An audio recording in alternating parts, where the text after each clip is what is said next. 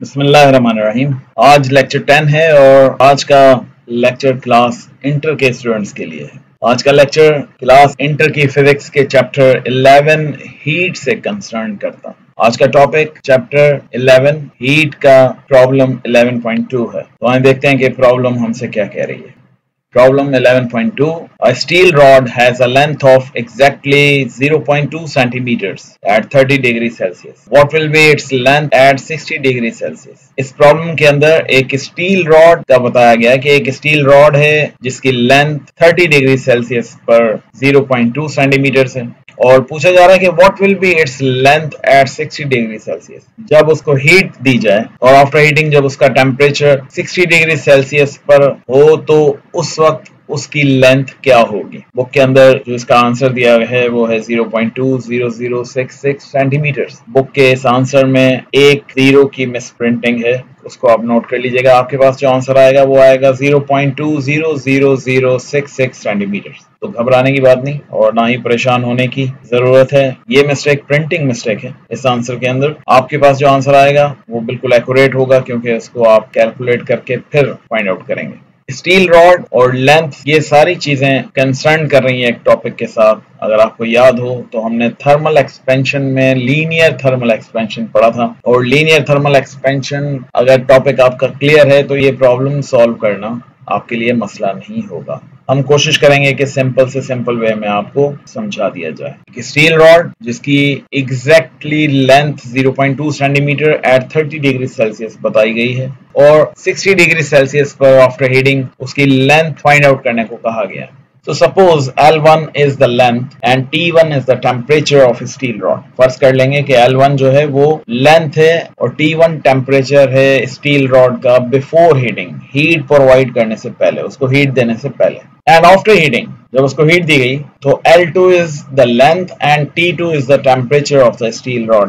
Heat provide करने के बाद उस रॉड की लेंथ L2 सपोज कर लेंगे और उसका टेम्परेचर T2 सपोज कर लेंगे। इसको फिगर के थ्रू समझते हैं, आपको इजीली समझ में आ जाएगा। हमने एक रॉड कंसीडर की, this is a steel rod. Before heating steel rod की लेंथ जो बताई गई है वो है 0.2 सेंटीमीटर और इसका टेम्परेचर भी बताया गया है जो है 30 डिग्री सेल्सियस। हमने सपोज कर लिया था कि L1 is the length of the steel rod before heating and T1 is the temperature of the steel rod before heating. इसको हमने लिख लिया L1 is the length of the steel rod before heating is 0.2 centimeters and before heating the temperature of the steel rod is 30 degree Celsius. इस rod को जब हम heat provide करेंगे तो आफ्टर हीटिंग इसकी लेंथ पूछी जा रही है। कह रहे हैं कि what will be its length at 60 degree Celsius. Heat provide करने के बाद इसकी टोटल लेंथ क्या होगी। उसको हमने सपोज किया कि L2 is the length of the steel rod after heating, तो उसी का पूछा जा रहा है हमसे। L2 is equal to question mark। Temperature बता दिया था उन्होंने प्रॉब्लम के अंदर कि आफ्टर हीटिंग उसका टेम्परेचर 60 डिग्री सेल्सियस हो गया।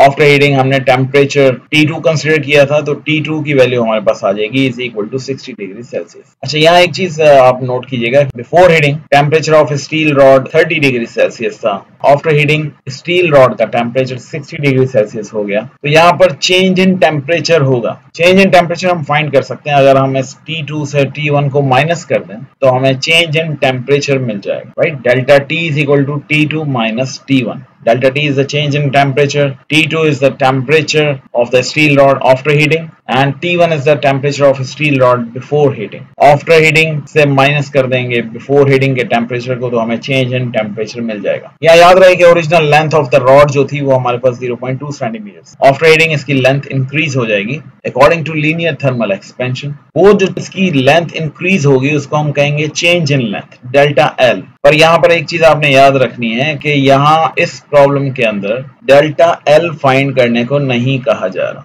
यहाँ पर फाइंड करने को कहा जा रहा है total length of the steel rod after heating. Problem को सॉल्व करने का भी हम ऑलरेडी एक लेक्चर में बता चुके हैं कि how to solve problems in physics. उस लेक्चर को जिसने नहीं देखा वो देख ले तो उसको समझ में आ जाएगा कि किस तरह से हमें सॉल्व करना, क्या मेथड्स हैं, कौन सा वे है प्रॉब्लम को सॉल्व करने का। अगर आपको नहीं मालूम तो आप मेरे उस लेक्चर को जिसमें हमने प्रॉब्लम्स को सॉल्व करना सिखाया था किस तरह से सॉल्व करेंगे उसको देख लीजिएगा। हमारे पास फर्स्ट हेडिंग हो जाएगी गिवन डेटा की। गिवन डेटा में जो कुछ हमें गिवन है इस प्रॉब्लम के अंदर, वो हम इस गिवन डेटा की हेडिंग में लिख देंगे। प्रॉब्लम को जब आप पढ़ेंगे तो आपको क्लियरली पता चल जाएगा। 0.2 centimetre length of steel rod बताई गई है, जिसको हमने कंसीडर किया था L1। L1 की वैल्यू हम लिख लेंगे, L1 is equal to 0.2 centimetre. 30 degree Celsius before heating temperature था स्टील रॉड का, इसको भी हम लिख लेंगे। इसको हमने कंसीडर किया था T1, तो इसको भी हम लिख लेंगे गिवन डेटा की हेडिंग में, T1 is equal to 30 degree Celsius. 60 degree Celsius temperature after heating था स्टील रॉड का, इसको हमने कंसीडर किया था T2, तो इस T2 की वैल्यू को भी हम गिवन डेटा में लिख लेंगे, T2 is equal to 60 degree Celsius. Coefficient of linear thermal expansion के लिए आपकी बुक में एक टेबल दिया गया है 11.1, उसमें डिफरेंट सब्सटेंसेस दिए गए हैं। नंबर 10 पर आपको स्टील के coefficient of linear thermal expansion की वैल्यू मिल जाएगी। एग्जाम में अगर इस तरह का कोई क्वेश्चन आ जाता तो उस सब्सटेंस की वैल्यू जो क्वेश्चन के अंदर होगी उसकी वैल्यू आपको उस क्वेश्चन के एंड में दे दी जाएगी। प्रॉब्लम के अंदर स्टील रॉड दी गई है, आपको जो सब्सटेंस दिया गया है वो स्टील, तो स्टील का आप देख लेंगे इस टेबल के अंदर। नंबर 10 पर है स्टील का coefficient of linear thermal expansion is 11 into 10⁻⁶ और 1.1 into 10⁻⁵। ये वैल्यू दी गई है, आप यहाँ से ये वैल्यू लेकर गिवन डेटा की हेडिंग में पुट कर लेंगे। तो alpha is equal to 1.1 into 10⁻⁵ पर केल्विन। नेक्स्ट हेडिंग हमारी हो जाएगी टू फाइंड। हमें total length of the steel rod find करने के लिए कहा गया है, जिसको हमने कंसीडर किया था L2, तो L2 को हम टू फाइंड के हेडिंग में लिख देंगे, L2 is equal to question mark. इस L2 को फाइंड करने के लिए फॉर्मूला होना चाहिए, फॉर्मूला की हेडिंग में हम वो फॉर्मूला लिख लेंगे जिससे ये सॉल्व होगा। लीनियर थर्मल एक्सपेंशन वाले टॉपिक में हम ऑलरेडी वो फॉर्मूला ड्राइव करवा चुके हैं, जिसको नहीं आता वो जाकर अच्छी तरह से वो लेक्चर सुन ले। वो फॉर्मूला था हमारे पास L2 is equal to L1 bracket open 1 plus alpha delta T bracket close. Formula के बाद फिर नेक्स्ट हमारी हेडिंग थी सॉल्यूशन की। सॉल्यूशन में इस फॉर्मूले को दोबारा लिख लेंगे, L2 is equal to L1 bracket open 1 plus alpha delta T bracket close. इस फॉर्मूले के अंदर L1 की वैल्यू आपको गिवन है, अल्फा की वैल्यू आप गिवन है, डेल्टा T की वैल्यू आप फाइंड कर लेंगे T2 माइनस T1 करके। नेक्स्ट स्टेप में हम डेल्टा T की जगह पुट कर देंगे T2 माइनस T1। तो फॉर्मूला हमारे पास हो जाएगा L2 is equal to L1 curly bracket 1 plus alpha small bracket delta T की जगह हमने उसकी वैल्यू पुट कर दी T2 minus T1 small bracket close curly bracket close.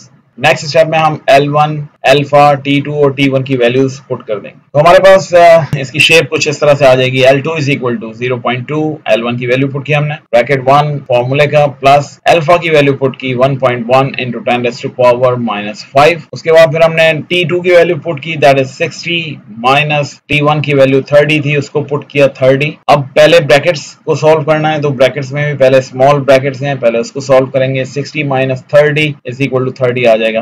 तो नेक्स्ट शेप हमारे पास ये आ जाएगी, L2 is equal to 0.2 bracket 1 plus 1.1 into 10⁻⁵। 30 multiply हो रहा है अल्फा की वैल्यू से, तो पहले इसको मल्टीप्लाई करेंगे 30 को अल्फा की वैल्यू से, तो हमारे पास नेक्स्ट वैल्यू ये आ जाएगी, L2 is equal to 0.2 bracket 1 plus 3.3 into 10⁻⁴। 3.3 into 10⁻⁴ में 1 को ऐड करेंगे तो हमारे पास वैल्यू आएगी L2 is equal to 0.2 bracket 1.00033 bracket close. ये 1.00033 को मल्टीप्लाई करेंगे 0.2 से, तो आपके पास आ जाएगा L2 is equal to 0.200066 centimetres. यही आंसर। उम्मीद है आपको अच्छी तरह से प्रॉब्लम सॉल्व करनी आ गई होगी। यहाँ एक चीज याद रखिए, जो भी स्टूडेंट्स वीडियोस देखते हैं तो काइंडली एक काम किया करें, अपने पास एक रजिस्टर रखा करें। जैसे जैसे जो स्टेप्स हम करते जाते हैं आप उसको नोट किया करें। उसके दो फायदे होंगे, एक तो आपके नोट्स तैयार हो जाएंगे और दूसरे